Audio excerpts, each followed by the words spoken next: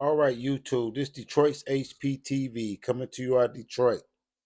We had a busy news week. You know what I mean? And the day is Saturday. So I would be remiss if we didn't talk about Stephen A. Smith. Stephen A. Smith is doing his apology tour for speaking out against the Democratic Party for their mischaracterization of what Trump was saying. He called them out on their lies and their miscommunication of facts, their propaganda machine. But now it seems like he has to apologize. And you know it's a sad state of affairs when you have to apologize for speaking the truth. You know, I honestly believe that Candace Owens was let go for telling the truth. You know, a lot of people don't like her. You know, she's a polarizing person, but at the end of the day, she spoke the truth and they let her go. But watch Stephen A. Smith. Watch how he backpedals from his prior statements when he was really speaking the truth about what Trump said. So this is for fair usage under the 1976 Copyright Act, educational purposes, and commentary. Check out what he said.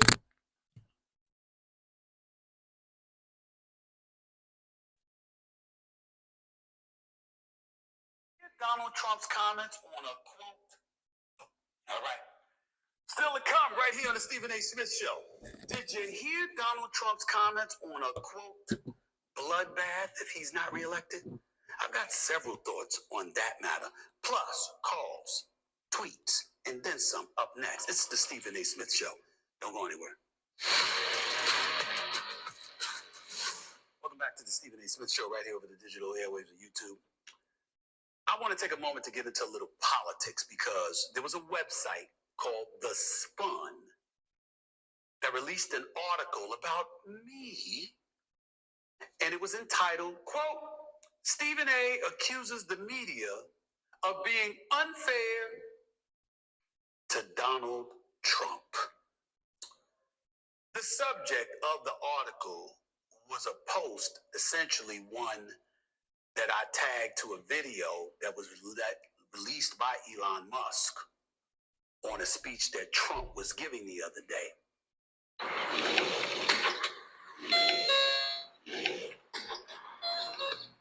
When you can't take your bed to the... And when I responded and tagged Elon Musk's video, here is what I said. Based purely on this video, if it is accurate, then it would be true. It seems real Donald Trump's words were taken out of context. Reading the headlines, I've read, fair is fair. I posted this in response to the owner of Tesla and X, the one and only Elon Musk himself, saying, quote, legacy media lies, end quote, in a post highlighting media criticism of Trump's speech. That was in reference to Trump's comment Saturday at an auto industry rally in Dayton, Ohio, y'all. An auto industry rally in Dayton, Ohio. One thing Trump did say was this. Listen for yourself. China now is building a couple of massive plants where they're going to build the cars in Mexico and they think that they're going to sell those cars into the United States with no tax at the border. Let me tell you something to China. If you're listening, President Xi, and you and I are friends, but he understands the way I deal, those big monster car manufacturing plants that you're building in Mexico right now, and you think you're going to get that, you're going to not hire Americans, and you're going to sell the cars to us. Now, we're going to put a 100% tariff on every single car that comes across the line, and you're not going to be able to sell those cars. If I get elected, now, if I don't get elected, it's going to be a bloodbath for the whole... That's going to be the least of it. It's going to be a bloodbath for the country. That'll be the least of it. What did I do? The fact of the matter is, when you watch the headlines talking about Donald Trump, they were mischaracterizing his comments. Yes, he said what he said, but it was taken completely out of context because he was talking about the auto industry and business with China. and how if he's not elected, it's going to be problematic in terms of doing business with China as it pertains to the auto industry. I don't take it back. I ain't backing up 1 inch. What the hell is going on here? Let me tell y'all something. I'm really getting sick and tired of people mischaracterizing my quotes. This is the beauty of having my own platform and saying what I want to say and what I need to say, only for the perspective of quoting me accurately and contextualizing what I say accurately. Then do what you want. But any given time that I want to, when you mischaracterize what I say, I'm going to come back at your ass. That's what I'm going to do. Let me be very, very clear. For all of you Democrats out there that swear up and down, I'm some damn Trump supporter because I call it like I see it. I didn't vote for Trump in 2016. I didn't vote for Trump in 2020, and I damn sure ain't going to vote for him in 2024. And if you really, really want my history, let me take it a step further. I voted for Michael Dukakis versus H.W. Bush. Even when he tried to hoodwink everybody and use those Willie Horton ads that ultimately worked for him. I voted for Bill Clinton, not once but twice. I voted for Al Gore. That's the first time I heard about, what is it, leaning Chads at the voting booth? Hanging Chads, rather. I don't know this stuff, but I voted for Al Gore. Yes, I did. He's telling you all these things about how he's been loyal to the Democratic Party, but he's still going to try to say he's an independent. The pressure from the Democratic Party on their people or their workers has to be immense because he's definitely apologizing just for speaking the obvious. I voted for John Kerry. Yes, I did. And you damn right I voted for Barack Obama, not once but twice. And I voted for Hillary Clinton. And I voted for Joe Biden, despite the crime bill leading to mass incarceration for minorities in this country, although it was entirely his fault because you had the Congressional Black Caucus pushing him to do it. But he bragged about how it was his bill until it wasn't politically expedient for him to do so. I've been voting for Democrats, but hey, I'm a fair-minded individual. And when Republicans make sense, I'm going to give them credit for it. When they're right about something, I'm going to give them credit for it. There's plenty of Republicans other than Trump that I would have voted for, and I wouldn't have apologized for it because I don't happen to disagree with every conservative policy. But just so we're clear, I'm a fiscal conservative and I am a social liberal, unapologetic about it. What does that have to do with y'all not telling the truth? He is clearly a Democrat, and he's apologizing for offending them because he spoke out against what they did as it relates to Trump with the false media. This is sad. See, at the end of the day, let's just call it what it is. Trump is handing it to y'all. All you Democrats out there are walking around acting like it's somebody else's fault that in the year 2024, you're begging a soon-to-be 82-year-old incumbent to run for re-election and win for you because you haven't had a damn soul that can take them. 4 indictments, 91 counts, 2 impeachments, civil suits against them, elevating above $400 million. And he is whipping y'all ass. That is a fact. He secured the GOP nomination. You got him ahead in all the polls as we speak. You've got him elevated, according to the polls, in a world of Hispanics and blacks more so than ever before. Not to say that those numbers are going to be exorbitant, but it'll be just enough to get him reelected. And because I'm sitting here and pointing out to you that you're getting in your own way by trying to fabricate or embellish stories in such a fashion where you could easily get caught, exposed for your miscalculations or your flat out lies, and something that he is going to use to his advantage to get reelected. I'm wrong. I'm wrong because I'm calling out how you don't know how to beat them. That's the problem. I'm no political aficionado.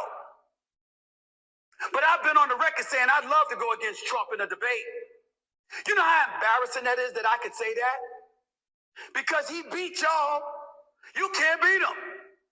You can't beat him. You're trying everything. You're engaging in lawfare. You keep coming up with stuff. It's Russian collusion 1 minute. It's civil cases the next. We got a district attorney in the state of New York going after him for paying hush money to a former porn star. You really think that's going to stop him from getting reelected? You've got tens of millions of people who are already on the record saying they would vote for him if he were a convicted felon and put in a zebra suit and behind bars. And the best you could do is say Stephen A. Smith is supporting him, is coming to his defense. That's the best you can do because I'm pointing out how something's not going to work. Newsflash. He is taking it to y'all in such a way that it's become a bit embarrassing. It's that simple. Not only is he taking out DeSantis and Nikki Haley and Chris Christie and Vivek Ramaswamy, he's also taking out President Biden before our very eyes. The momentum keeps dissipating. I'm not happy about that because I believe that a Trump... How many of you guys think that Trump will debate Biden? Do y'all think y'all gonna get to see a Trump-Biden debate? They're doing everything in their power to prevent that. Presidency could potentially cause civil war in this country. That's my personal belief based on his behavior because I believe he will be on a vengeance tour and he won't be governing. He'll be exacting revenge instead of being presidential and being the leader of the free world for all of America. That's my belief. But that does not mean I'm not going to point out when you're doing something that's to your detriment that is not going to lead to beating him. The truth is the truth. He's smoking the Dems right now. After he smoked every GOP rival they could find. He looks like he is destined for the White House. All Stephen A. is sitting here saying, what you gonna do about it? What you gonna do about it? Because right now, he's giving it to y'all. It's worse than what LeBron James and Steph Curry do to opponents. Or what Patrick Mahomes just did to a bunch of people. Trump is doing that to the Dems. Because in the year 2024, the liberal side of our political stratosphere, the ones whom some are called progressives, are relying on an 82 yield to come save the day. And I'm saying, what if the momentum continues to show this? Y'all just gonna stand there and let Biden fall? Y'all ain't gonna do anything? Y'all ain't gonna get Kamala Harris in as your nominee? You ain't gonna get Gavin Newsom in as your nominee? You gonna get somebody else in as your nominee? Do something. Anything. If it was anybody else in any other profession, y'all would say, try something. Anything. Y'all just standing still. Again, getting your ass kicked. You want to accuse Stephen A. of saying something? Accuse me of that. I dare anybody to deny it based on what we've been seeing. Welcome back to the Stephen A. Smith Show right here over the digital airways. Well, Stephen A. got in trouble for that. He was trying to backtrack it. But clearly, even Stephen A. Smith has to admit Trump is winning going into this election. You know what I mean? Even with all the misinformation, the disinformation, the propaganda, the pockets of people and patriots that support him, including MAGA, is majority of the country. It's majority of the country. They don't want to admit that majority of the country wants morality, wants to stand for God and country. You know, the Democrats and the other people, they in the minority. They're just trying to spin their narrative. You know, But even Stephen A had to admit it, and that's why he catching slack, trying to halfway apologize. But you seen it. Signing to you out of Detroit. Peace. Keep your head on a swivel. Salute to all patriots. Like, share, and subscribe.